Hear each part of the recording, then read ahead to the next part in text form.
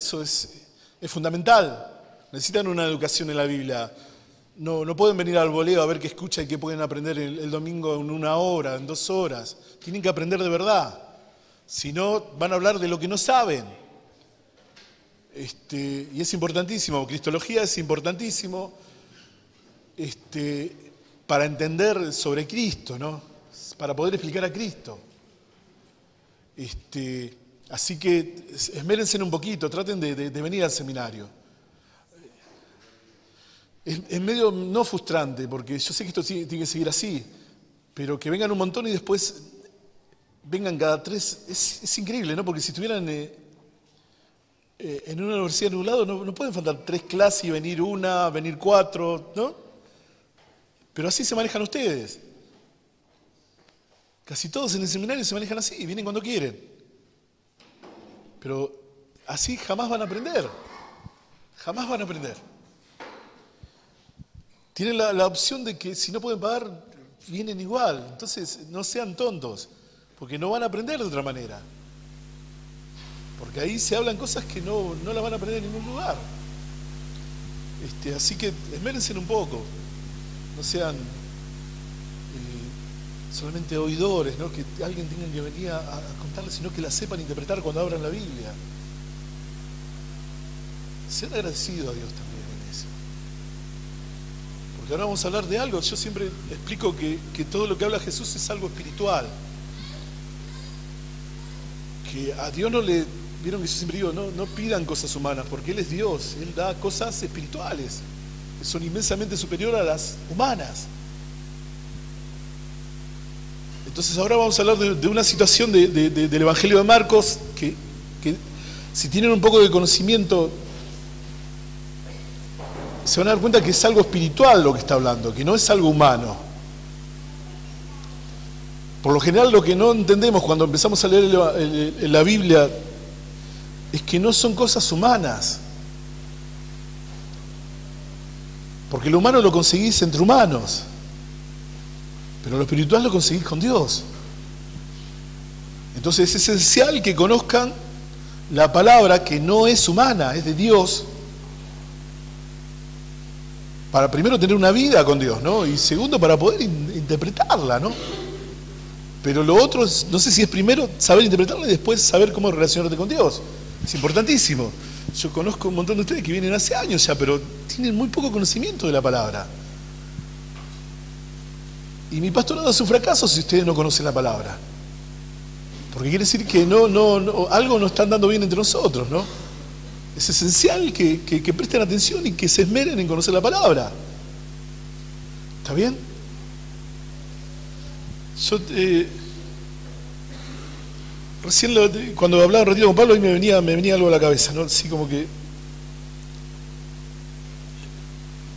No por Pablo, ¿no? Pero sino, como que siempre recurrimos a Dios por algo, ¿no?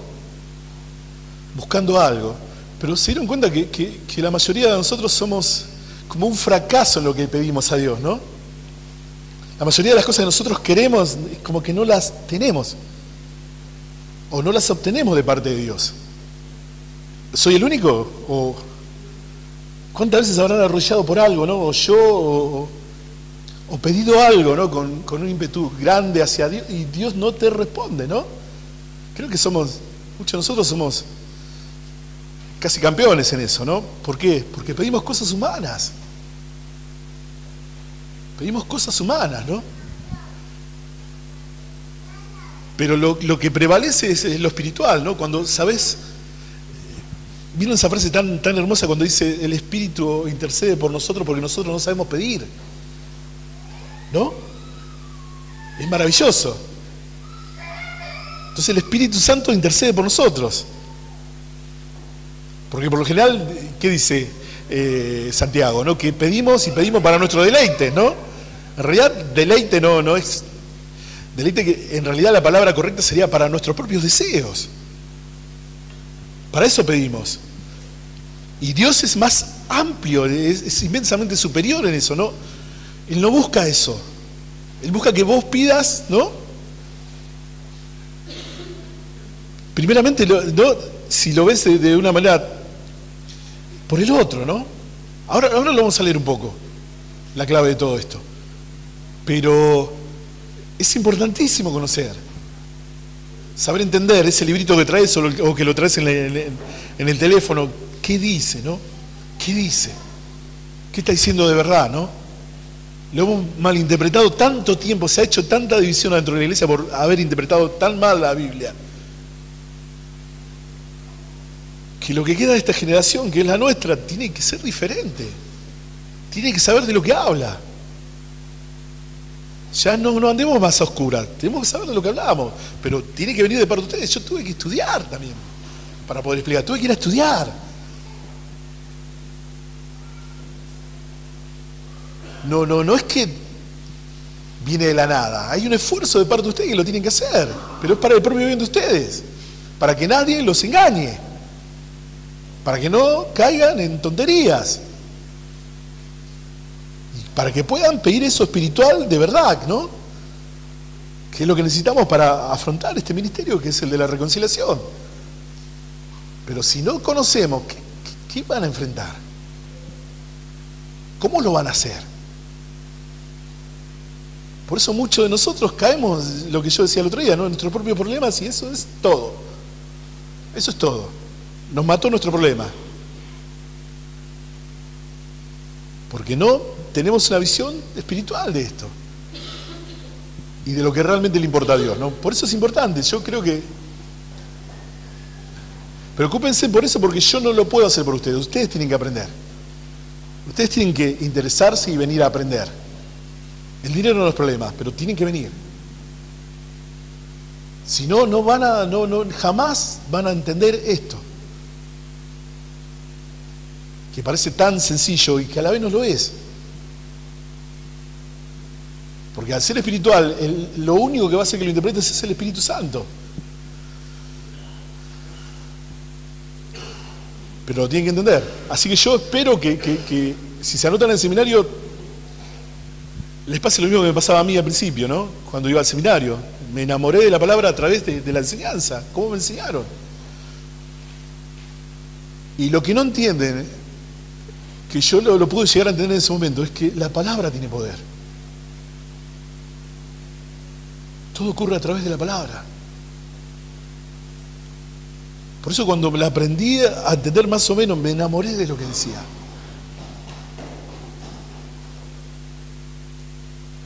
Y si tu vida transcurre en eso, vas a tener lo necesario para realmente tener un ministerio espiritual que ande bien. No estoy hablando de un ministerio humano ni terrenal, estoy hablando de un ministerio espiritual, de algo superior, en el servicio a Dios. ¿No? ¿Viste cómo te saca de tu humanidad, no? En el servicio a Dios, no a tu servicio. Pero traten de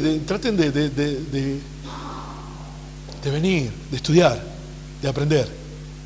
Si no, están ciegos, por más que se sienten todos los domingos ahí, por más que nos veamos, por más que escuchemos la misma música, por más que compartamos un montón de cosas, por más que se enojen con los mismos pastores que hablan de todas las cosas que no nos gustan y todo eso, no saben nada y están a la misma altura. Tienen que saber. Y esto no es algo nuevo lo que les estoy diciendo, se lo vengo diciendo año tras año. Y hacen lo mismo todos los años. Se anotan en el seminario, vienen 2 clases, faltan 4, vienen 1, faltan 4, me hacen venir el sábado, vienen 10 y después viene 1. Me hacen ir el viernes, vienen 2 y después viene nadie. Ahora solamente están los miércoles, acá. Pero si aman un poco a Dios, si se aman un poco, estudia. Porque no van a tener otra forma de aprender. Tienen que escuchar de la palabra, tienen que debatir de la palabra, tienen que aprender a preguntar, tienen que aprender a vivir eso. Pero para eso existen los maestros, ¿no? Para eso existe el ministerio, para enseñar, para decirte, estás equivocado, es correcto, no. O como te decía vos, como mal. Está mal lo que me está diciendo. ¿Está bien? Son libres de hacer lo que quieran. aunque si están sujetos a Dios, mínimamente tendrían que interesarse por saber quién es Dios. ¿Está bien? Y no solamente saber, porque ahora vamos a hablar de un pueblo que sabía, sino vivirlo. Sino vivirlo. Pero empecemos por ahí. Vamos a Marcos 11, capítulo 11.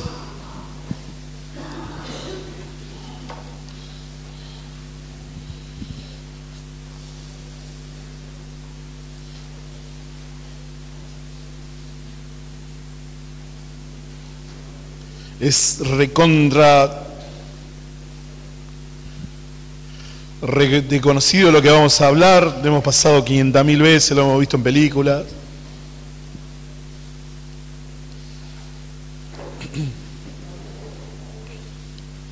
Pero sería interesante saber bien a qué se refiere y de qué está hablando, ¿no? Entre los simbolismos y la realidad de lo que está hablando. Vieron que lo que han estudiado saben que hay simbolismos, ¿no? Hay un montón de situaciones que no son literales dentro de la Biblia, que tienen un montón de nombres. Está de poesía, ¿no? Y un montón de cosas más, ¿no? ¿Qué más? Metáfora, ¿qué más? Parábolas, ¿qué más? ¿Qué más hay en la Biblia? Poesía, metáfora, ¿no? Y que no, simbolismos, ¿no? Y que no todo es literal. En toda la enseñanza de Jesucristo hay mucho de simbolismo también, que hay que entenderlo y hay que conocer la historia del pueblo de Dios. Por eso yo siempre digo, ¿no? Cuando me hablan me vienen a hablar de Apocalipsis, para hablar de Apocalipsis tenés que conocer mucho del Antiguo Testamento. Entonces no podés irte a Apocalipsis si no conoces el Antiguo Testamento. Y aún así, la mayoría va a seguir siendo un misterio. Porque no vas a tener todo ahí, entenderlo. Sino vas a entender algunas situaciones y comparaciones con los simbolismos. Pero aún así no lo vas a terminar porque es misterio. Y lo que dije el otro día, los misterios, ¿no? ¿Qué dice la palabra? ¿Que son de quién? De Dios. Los revelados es a nosotros, ¿no? Para nosotros. Pero los misterios son de Dios. Entonces vas hasta cierto punto y ahí quedás. Vas de ahí. Empieza el momento de la especulación, ¿no? Especulan. Y muchos hacen doctrina de especulaciones, ¿no? Pero bueno. Entonces, voy a tratar de leerlo todo y después vamos a hablar un poco. El capítulo 11.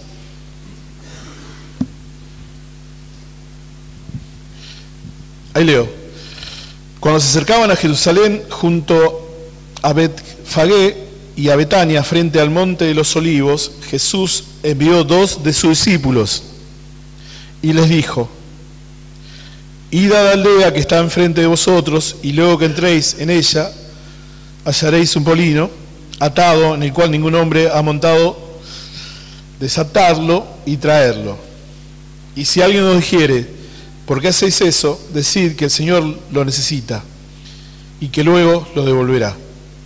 Fueron y hallaron el molino atado afuera a la puerta, en el recodo del camino, y lo desataron. Y uno de los que estaban allí les dijeron: ¿qué hacéis desatando el molino? Ellos entonces le dijeron como Jesús había mandado, y los dejaron. Y trajeron el molino a Jesús y echaron sobre él sus mantos, y se sentó sobre él.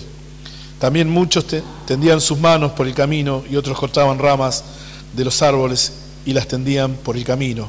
Y los que iban delante y los que venían detrás daban voces diciendo: Hosana, bendito el que viene en el nombre del Señor. Bendito el reino de nuestro padre David que viene, Hosana en las alturas. Y entró Jesús en Jerusalén y en el templo, y habiendo mirado alrededor todas las cosas, como ya anochecía, se fue a Betania con los 12. Al día siguiente, cuando salieron de Betania, tuvo hambre, y viendo de lejos una higuera que tenía hojas, fue a ver si tal vez hallaba en ella algo. Pero cuando llegó a ella, nada halló sino hojas, pues no era el tiempo de higo. Entonces Jesús dijo a la higuera: nunca jamás coma nadie fruto de ti. Y lo oyeron sus discípulos. Vinieron pues a Jerusalén, y entrando Jesús en el templo, comenzó a echar fuera a los que vendían y compraban en el templo, y volcó las mesas de los cambistas y las sillas de los que vendían palomas, y no consentía que nadie atravesase el templo llevando utensilio alguno. Y les enseñaba diciendo: no está escrito, mi casa será llamada casa de oración para todas las naciones, mas vosotros las habéis hecho cueva de ladrones. Y lo oyeron los escribas y los principales sacerdotes, y buscaban cómo matarle, porque le tenían miedo, por cuanto todo el pueblo estaba admirado de su doctrina. Pero al llegar la noche, Jesús salió de la ciudad, y pasando por la mañana, vieron que la higuera se había secado desde las raíces. Entonces Pedro, acordándose, le dijo: Maestro, mira, la higuera que maldijiste se ha secado. Respondiendo Jesús le dijo: tened fe en Dios, porque de cierto os digo que cualquiera que dijere a este monte: quítate y échate en el mar, y no dudar en su corazón, sino creyere que será hecho lo que dice, lo que diga, le será hecho. Por tanto os digo que todo lo que pidiereis orando, creer que lo recibiréis y os vendrá. Y cuando estéis orando, perdonad si tenéis algo contra alguno, para que también vuestro Padre que está en los cielos os perdone a vosotros vuestras ofensas. Porque si vosotros no perdonáis, tampoco vuestro Padre que está en los cielos os perdonará vuestras ofensas. Yo voy hasta ahí, porque en realidad lo que más me interesa viene con la situación de la higuera, ¿no? Yo creo que es uno de los pasajes que lo he ignorado mucho tiempo y que realmente por lo general uno lo lee y pasa por ahí como sin entender mucho, ¿no? Lo lee y pasa. Lo que más me impacta por ahí es lo que sigue, ¿no? Cuando entra al templo. Pero me quedo ahí, pero nunca me quedo en la higuera. Es como que no tenés mucha información de lo que está ahí si no conoces el Antiguo Testamento, no conoces a los profetas, ¿no? Yo creo que ese es nuestro gran error, por eso hay que saber. Alguien te tiene que enseñar esto, ¿no? Porque tiene sentido lo que está haciendo. Pero lo vemos como que hasta un tipo malo, ¿no? Que maldice una higuera. Digo, tendrá que ver la higuera, ¿no? Y ahí vienen los simbolismos. El que conoce un poco de los profetas sabe qué está haciendo. Por eso todo el contexto, cuando hablamos, ¿no? Todo el contexto viene hasta con lo del templo. Viene todo en el mismo contexto. No simplemente una palabra fuera de contexto, sino todo un sentido que le da, pero no solo con una palabra, sino con una acción. Es más fuerte todo esto, ¿no? De todas formas, donde busqué, quizás no haya mucha información sobre esto, pero tiene un sentido. ¿Alguien podría explicarme un poquito de por qué está pasando esto? ¿Por qué maldice la higuera? Necesito otra persona acá. ¿Alguien puede explicarme algo? Por este pasaje hemos pasado miles de veces. Miles de veces. Y muchos de nosotros quizás se expresan hasta como eruditos cuando hablan. Y defienden una doctrina que no la conocen plenamente. Hay un montón de que hablan de cosas que no tienen sentido y estamos nosotros que sabemos un poquito y creemos que sabemos mucho y no sabemos nada. Porque yo me sorprendo todos los días de la palabra. Pero tiene un sentido perfecto. Es más, tiene un sentido tan amplio que llega a tu vida hoy y a mi vida hoy también.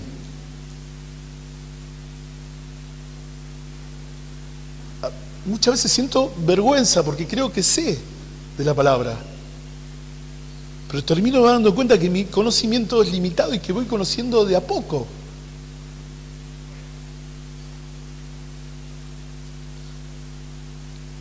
¿Pero alguien me podría hablar de esto?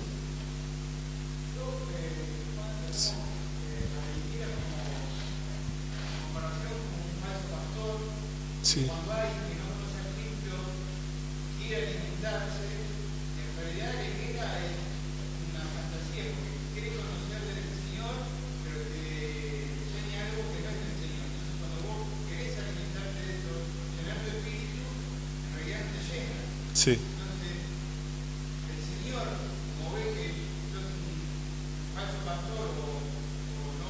La tenés con los pastores, ¿eh?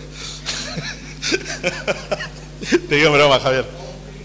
Sí.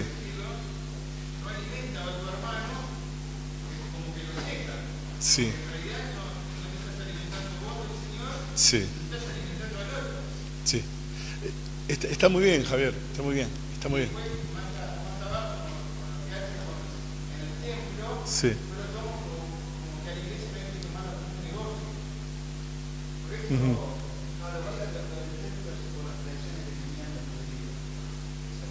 No, está bien. Está dentro. Mirá, Javier. Creo que. Sí, María. Perdón. Sí. Sí.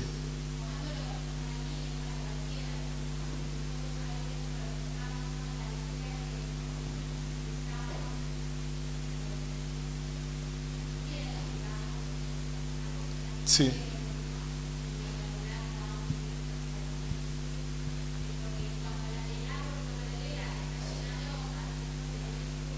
Sí.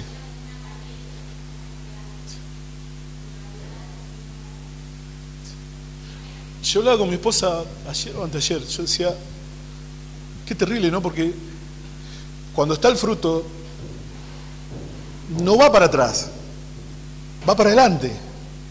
Va a convertirse, ¿no?, en una fruta. No tiene retorno para atrás. El camino sí o sí es convertirse en una fruta.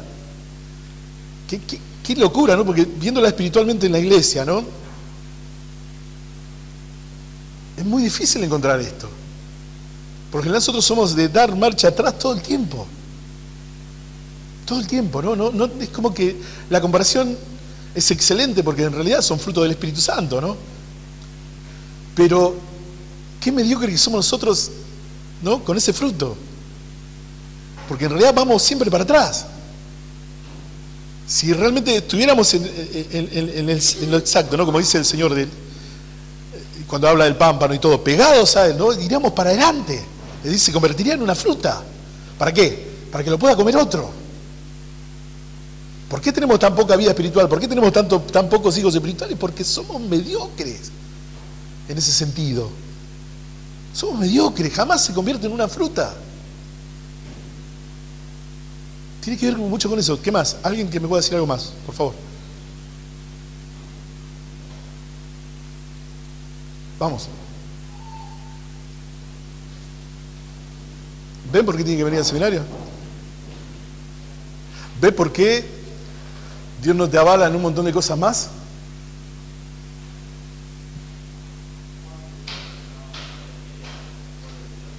Sí. Sí. Sí. ¿Qué es la higuera? ¿Simbolismo de qué? ¿Lo digo yo? No, lo dicen los profetas, lo dice toda la historia. Pero si no conoces el Antiguo Testamento, ¿no?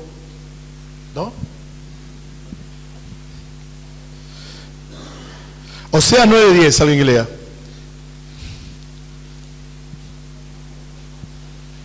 Isaías 28:4, alguien que lea. Oseas 9:10, Isaías 28:4. Dale. No. Las uvas tienen que ver. Vamos. ¿Quién tiene Oseas 9:10?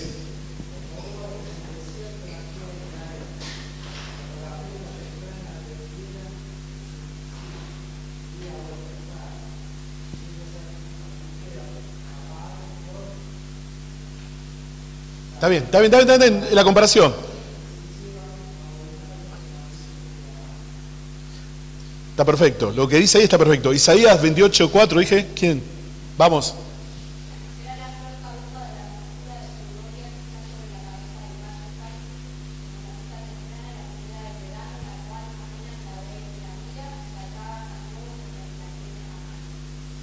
Jeremías 24, 1 al 10.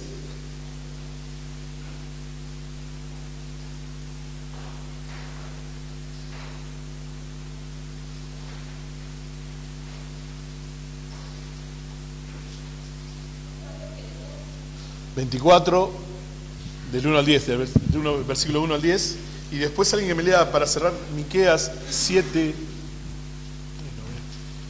versículo 1.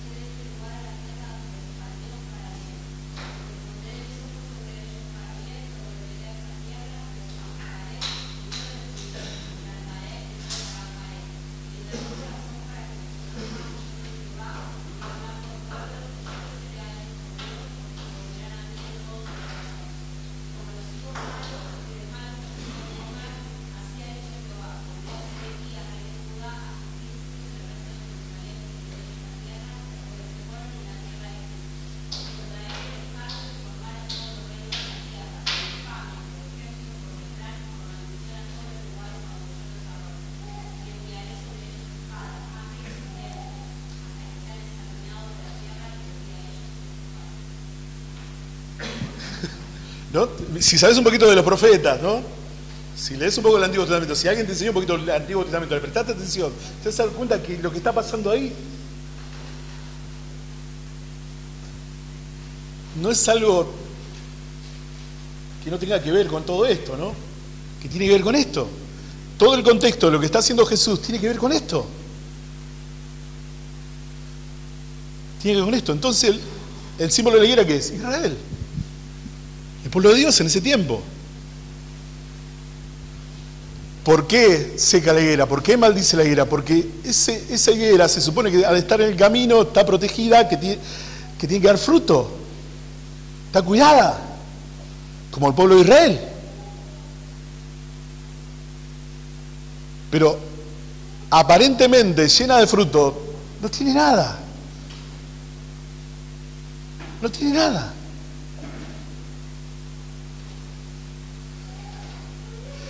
Y hasta esta parte, ¿sabe qué es lo terrible? Que quizás que cuando firmaste el trato con Dios, hay algo que todavía no entendés o no te está preocupando. Que Dios cumple siempre.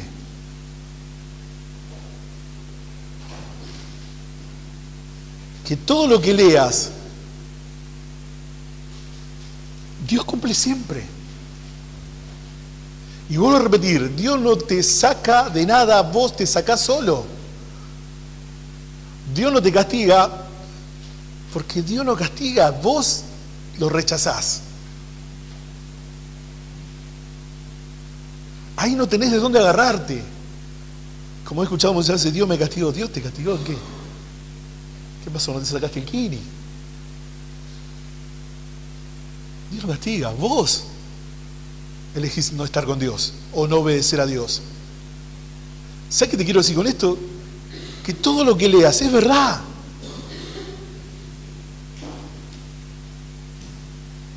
Entonces, a todo lo que te atenés, cuando Pablo, cuando Pedro, cuando Juan, cuando Jesús te dice algo, es verdad.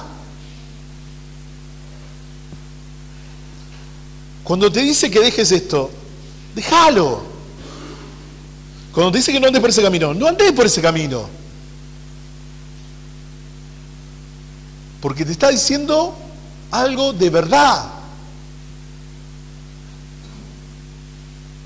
Entonces, ¿cómo tomamos hasta ahí? Hasta que maldice la higuera. Sí, breve.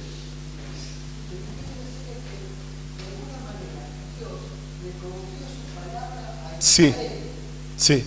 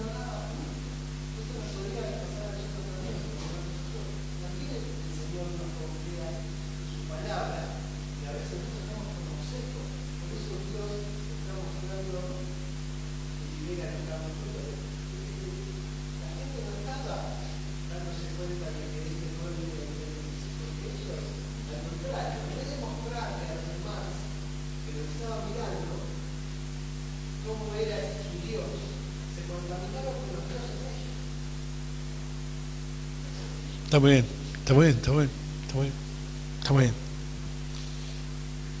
Está muy bien. Sí, por supuesto.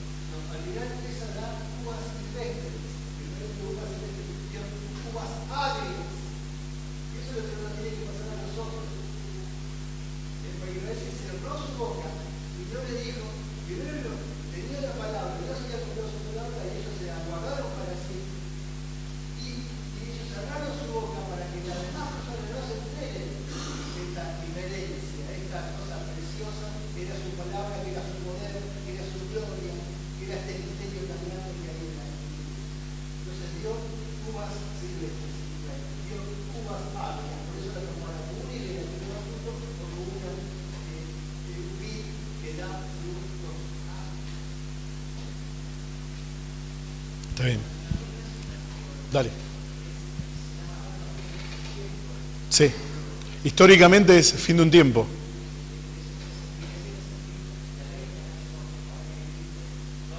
Sí.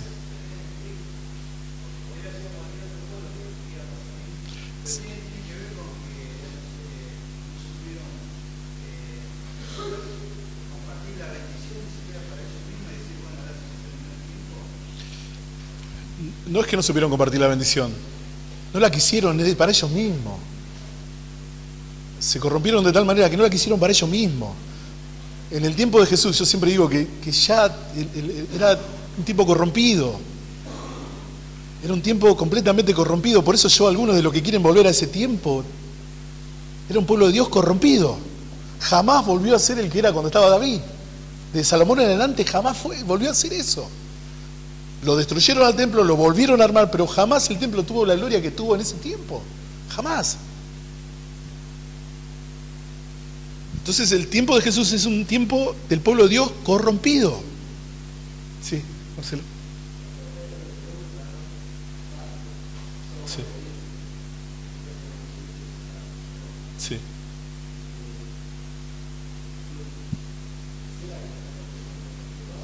Sí. Sí. Está dando la respuesta. Está dando la respuesta.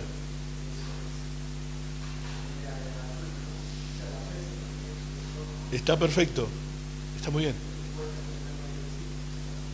Y lo que pasa es que si lo lees literalmente no tiene sentido. No tiene sentido. Por eso alguien te tiene que llevar a conocer eso. Es así de perfecto es, porque en síntesis tiene razón Germán, es el fin de un tiempo, es el fin de la ley, es el fin del templo. Es el fin del templo. Porque ahí maldice el templo también. Porque en realidad ya no les importa al pueblo de Dios servir a Dios, no les interesa. Están en otra cosa.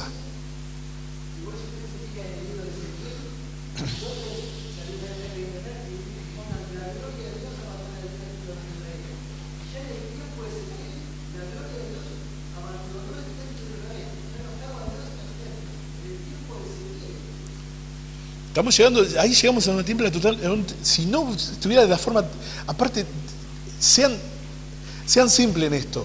Si no reconocen a Jesús, quiere decir que no saben quién es Dios. Ya está. Si es el pueblo de Dios y no reconoce a Jesús, ya no saben quién es, no saben nada. Ya está. Si Él se encarnó y estuvo entre ellos y todas las profecías lo avalan, ¿cómo podés torcer todo eso? No podés torcerlo. Si ellos dicen que se sustentan en la profeta, se sustentan en la Torá, hablan de Jesús y no lo conocen.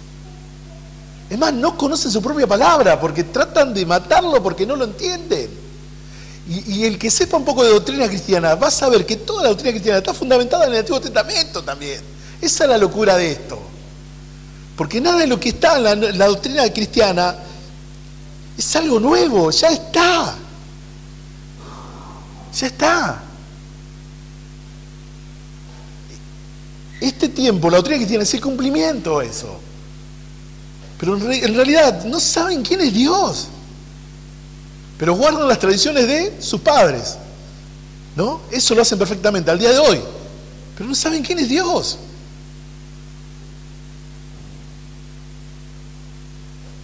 Ese es el problema. Ese sí es el fin de un tiempo.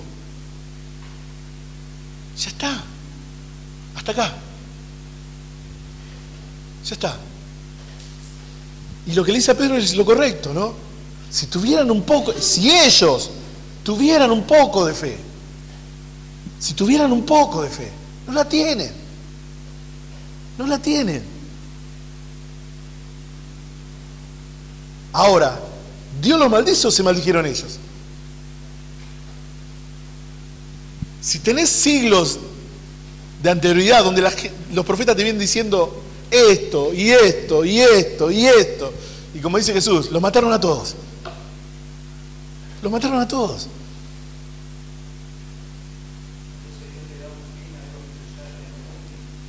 Ya estaba, eso ya no estaba más. Ya está.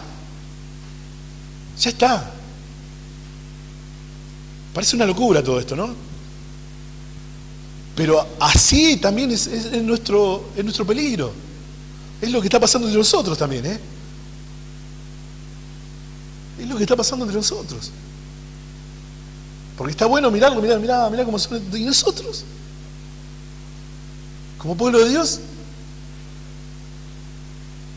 ¿no estamos tan pervertidos como ellos? Sí. Sí. Ahora depende de... ¿Sabes cuál es el gran problema? Que somos un cuerpo.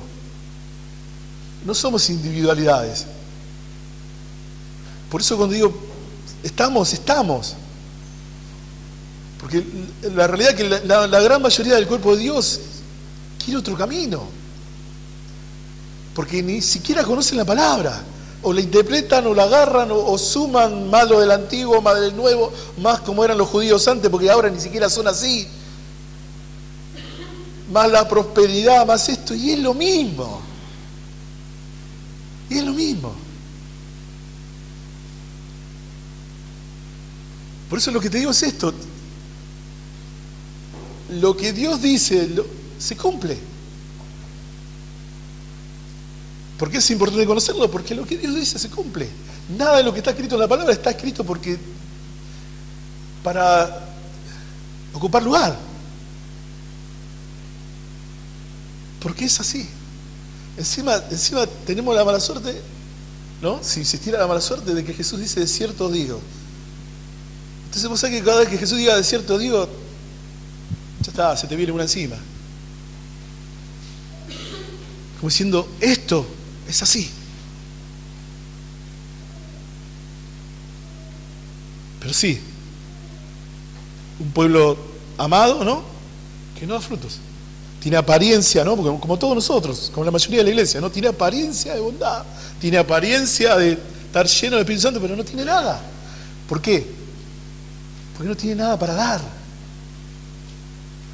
Porque en sí te estamos hablando del fruto. Fíjate que no es de la planta, estamos hablando del fruto. Pero muchos de nosotros se cuidan la planta.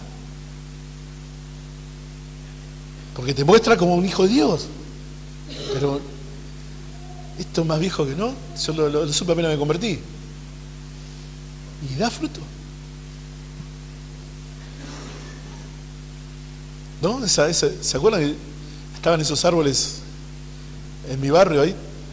En lo de Doña Marciana, Oscar, que tenía dos naranjas de esas paraguayas, que eran unas naranjas así, ¿no? Gigantes, con un color anaranjado terrible, y cuando la ibas a masticar era amarga. Pero vos las veías crecer y eran impresionantes. Y no me daba por vencido, año tras año iba a probar a ver si estaban, ¿no? ¿Alguno comió una de esas naranjas? Amargas, ¿no? Íbamos, le tiramos piedras a los de Doña Marciana y salía Piraña, que era el hijo, Marciana y Piraña, ¿eh? Nos sacaba corriendo. Pero nos llevábamos, y después ya las veía tiradas, nadie las agarraba. Bueno, eso, ¿no? Un árbol hermosísimo, con una fruta que parecía, y era amarga. Pero en ese peligro estamos. Porque en realidad no hay un verdadero amor a Dios. No lo hay. No lo hay. Están nuestros, ¿no?, intereses. Lo que nosotros queremos que Dios haga en nuestra vida. Como si Dios no lo fuera a hacer, ¿no? Venía hablando con Oscar y qué locura, ¿no? Cuando Ananías le dice de Pablo: Señor, pero este nos persigue, ¿no? Dios no sabe quién es Pablo, ¿no? Querer decirle a Dios quién es el otro, qué tiene que hacer, ¿no? Dios no sabe lo que yo necesito, ¿no? ¿Por qué será que no me lo da? ¿No? ¿Por qué será que me enojo con Dios también, no?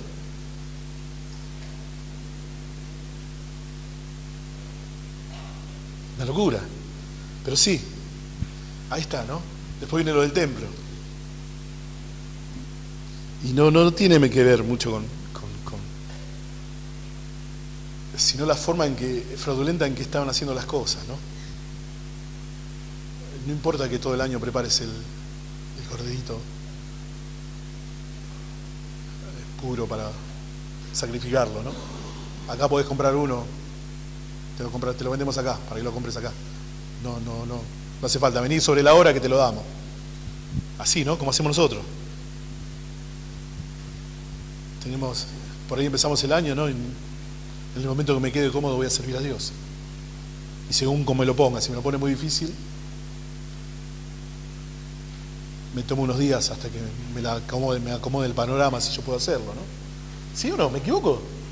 Perdón, ¿me equivoco? Y ahora yo te digo, ¿no? Si no me equivoco, ¿sabés que todo lo que dice Dios es verdad? ¿Sabés que cuando firmaste el contrato, todo lo que dice Dios es verdad? Y que Dios no te está castigando, vos estás teniendo un comportamiento con Dios que Dios no se merece. Y por el camino donde estás yendo ya está maldito, porque otros los han caminado y ya lo maldijeron, ¿no? Porque aunque sabemos lo que pasa con Israel, lo que pasó en ese tiempo, aún así seguimos caminando, queremos agarrar ese camino, ¿no? Queremos ir por ahí, a ver si a mí me sale mejor, ¿no?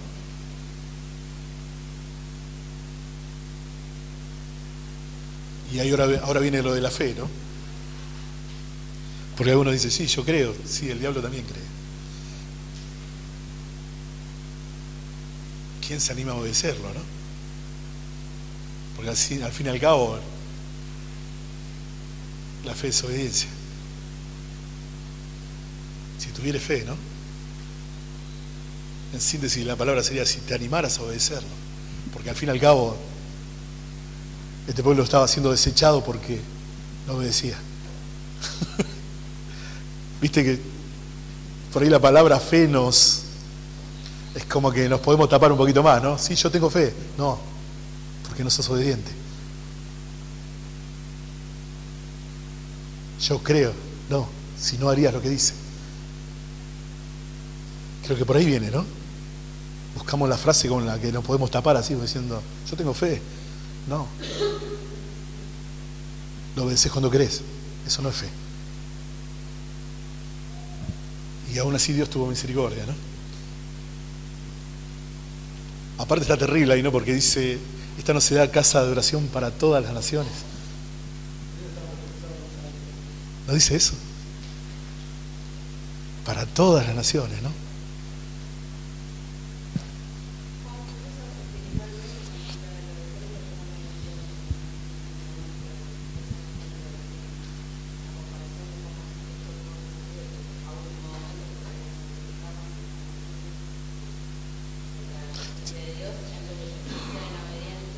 Sí.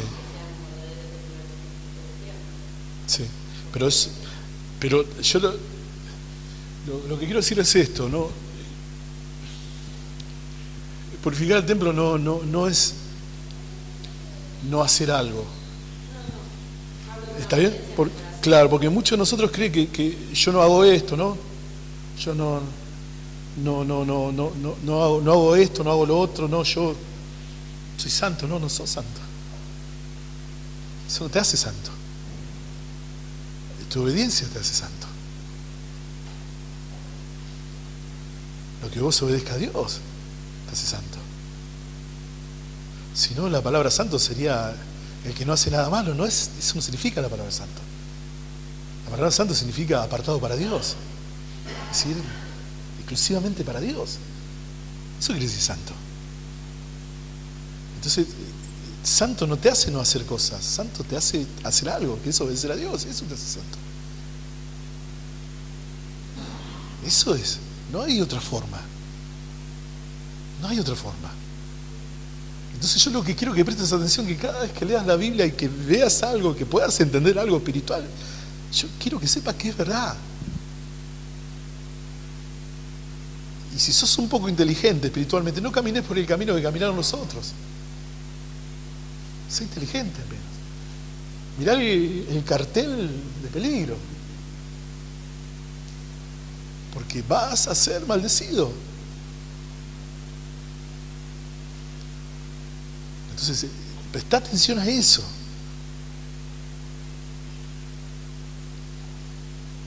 Pero bueno, gracias a Dios y de todo esto tenemos el Evangelio nosotros. En síntesis. Y yo le agradezco a Dios eso, pero ahora no quiero solo tenerlo, quiero vivirlo. Necesito compartirlo también. Pero ¿cómo lo compartís? ¿Cómo lo compartís? ¿No? Se acercan a vos, tenés frutos. O sos alguien que le saca la ventaja a Dios. ¿Cómo es? O lo llamás cuando lo necesitas. ¿O qué? O te da apariencia de buen tipo. ¿Cómo es? ¿Cómo es tu cristianismo?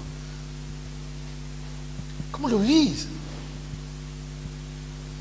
¿Cómo lo vivís? ¿No? Porque ahí, aparte de la palabra que dice ahí del que tuviera fe, no dice, habla de amar al otro, ¿no? De amar al otro. Pero ahora te voy a decir algo. Es una ida y vuelta. ¿Por qué? Porque somos un cuerpo. Yo te voy a amar con tu defecto, pero vos amame con mis defectos también. Porque parece como que no. No, yo te tengo que amar. No, vos no a mí. Vos no. No, eso es un fruto. ¿No? Parece que queda ahí, ¿no? En la otra persona. Vos me tenés que amar.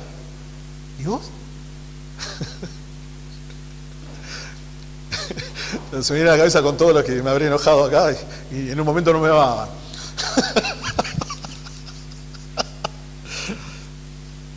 No es personal.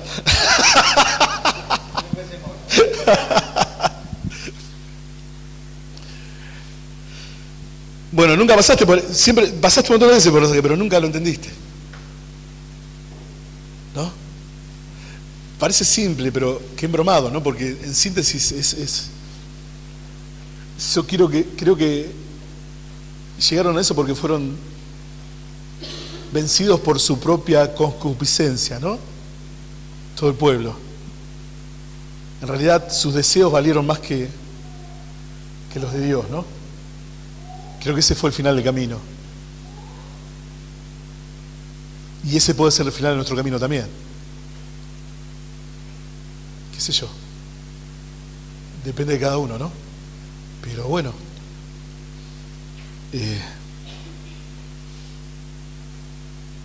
Yo espero que puedan madurar y que puedan crecer y que sean mejores que el pastor, que sean mejores, que sean realmente hombres de Dios, ¿no?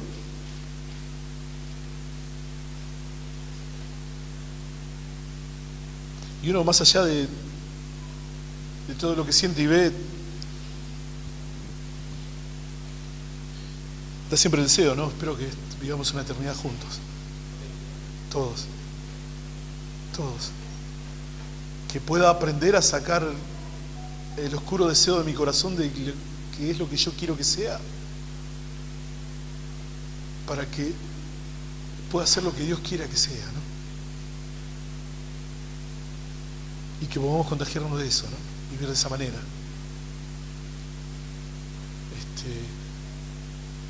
Creo que estamos a tiempo todavía. Que esta iglesia, estoy hablando del cuerpo, no estoy hablando de este lugar, pueda demostrar que tiene a Dios de verdad.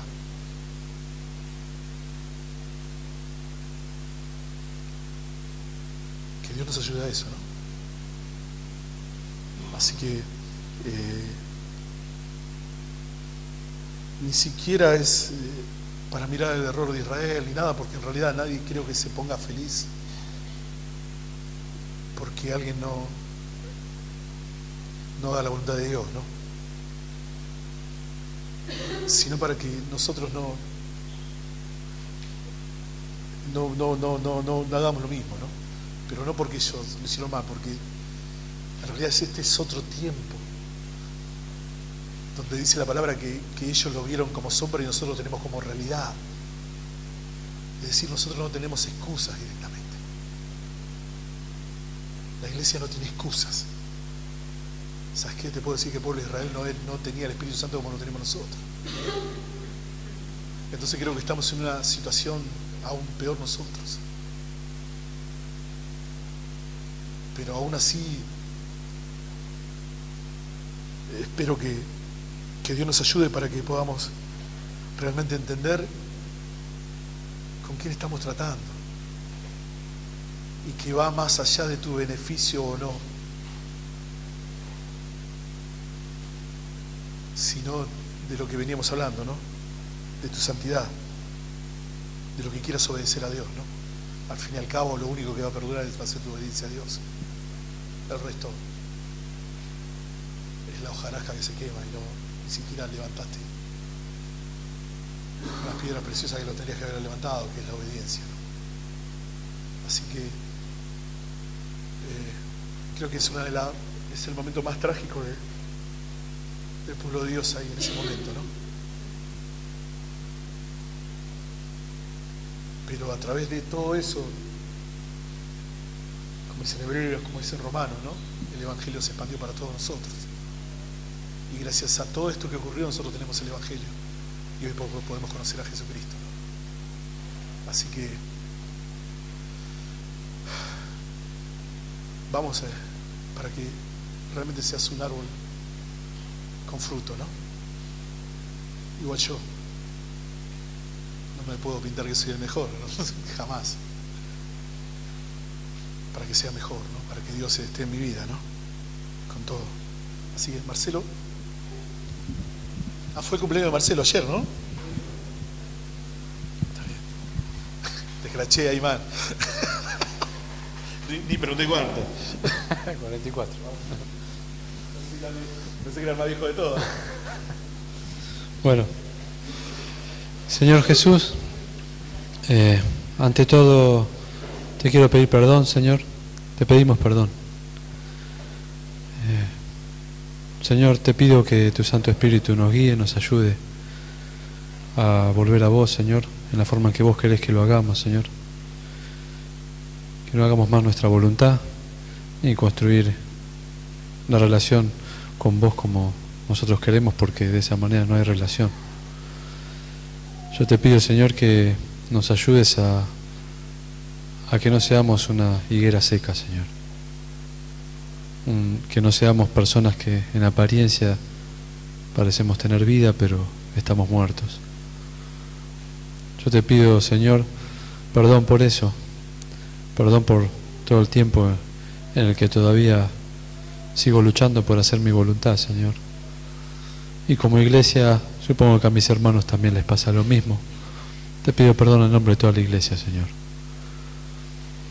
Ayúdanos, Señor, a que verdaderamente podamos día a día entregarte la vida y si en algo caemos porque cometemos pecados y por eso te pido perdón, que tengamos la valentía de arrepentirnos, Señor, y volver a vos.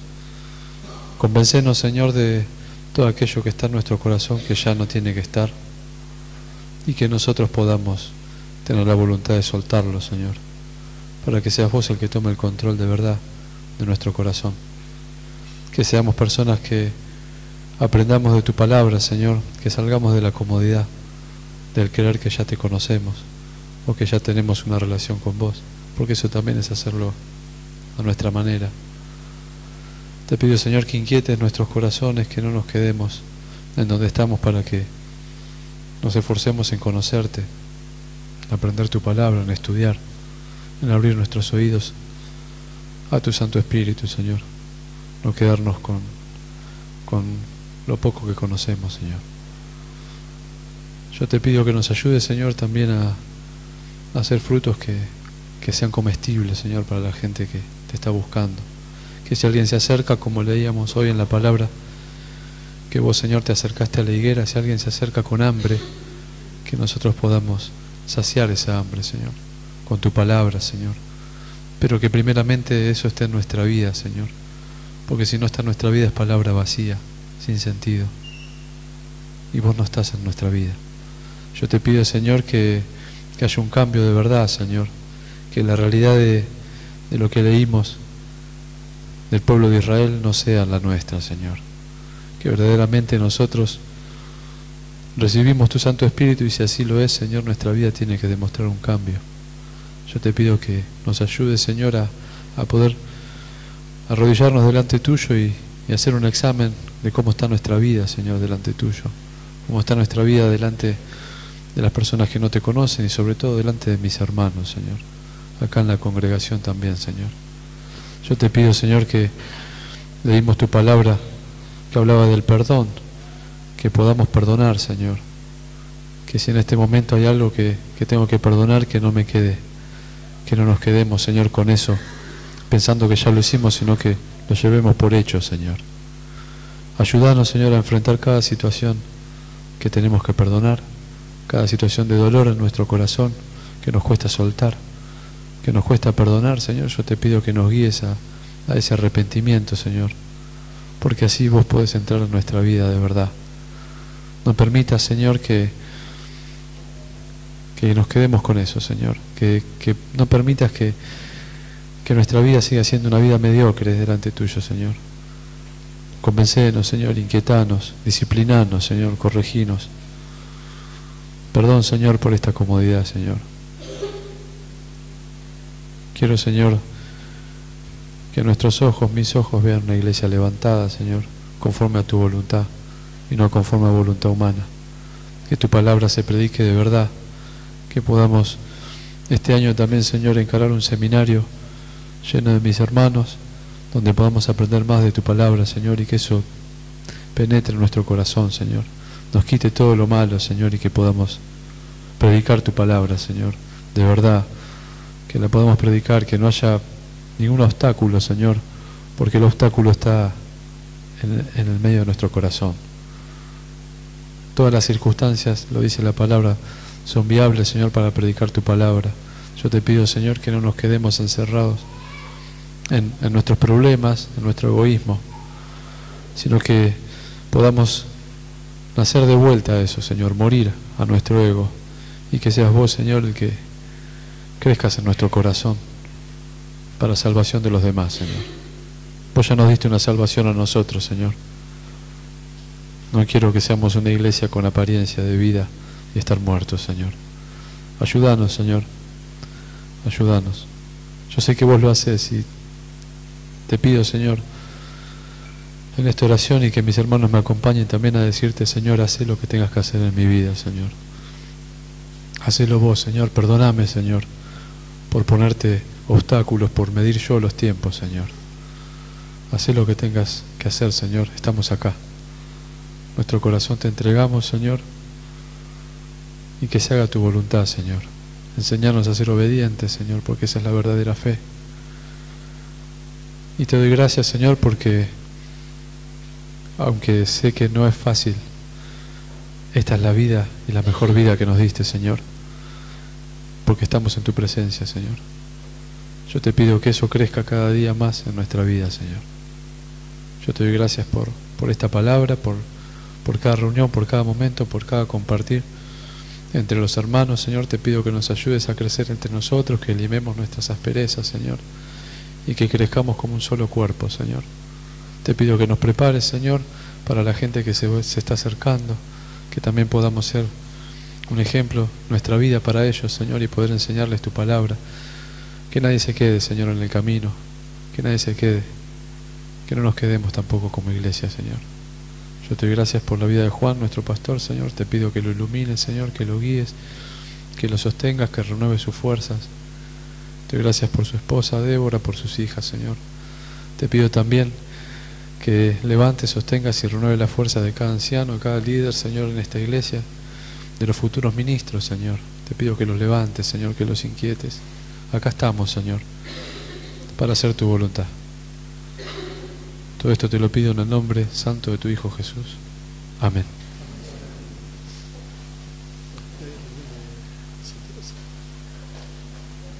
¿La reunión? La reunión de solteros el viernes, reunión de solteros a las 8. 20:30. Acá. Martes, reunión de oración a las 20. Y vamos a orar por las ofrendas.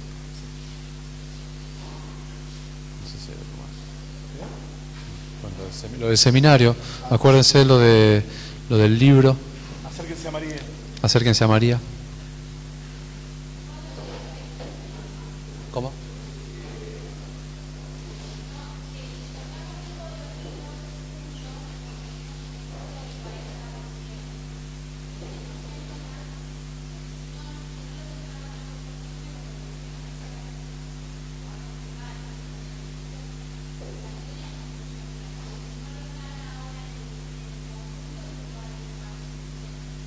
Vamos a hacer una cosa, hoy que estamos todos acá, que no pase de hoy, de este momento de arreglar y ya poder que hoy tengamos eso, porque después en la semana nos olvidamos, no mandamos el mensaje.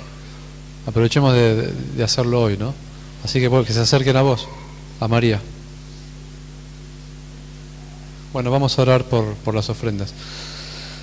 Señor Jesús, te pido por las ofrendas, Señor, te pido y te agradezco, Señor, por la posibilidad que tenemos de ofrendar. Te pido, Señor, que tu Santo Espíritu nos guíe, que nos enseñe, Señor, a hacerlo con el corazón, de una forma espiritual, Señor, para sostener la iglesia, Señor.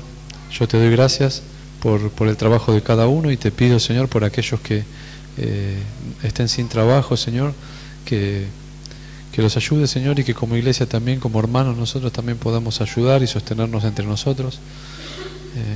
Te pido que bendigas estas ofrendas, Señor, y que sean usadas conforme a tu voluntad. Gracias, Señor Jesús. Amén. Nos vemos el martes a las 8.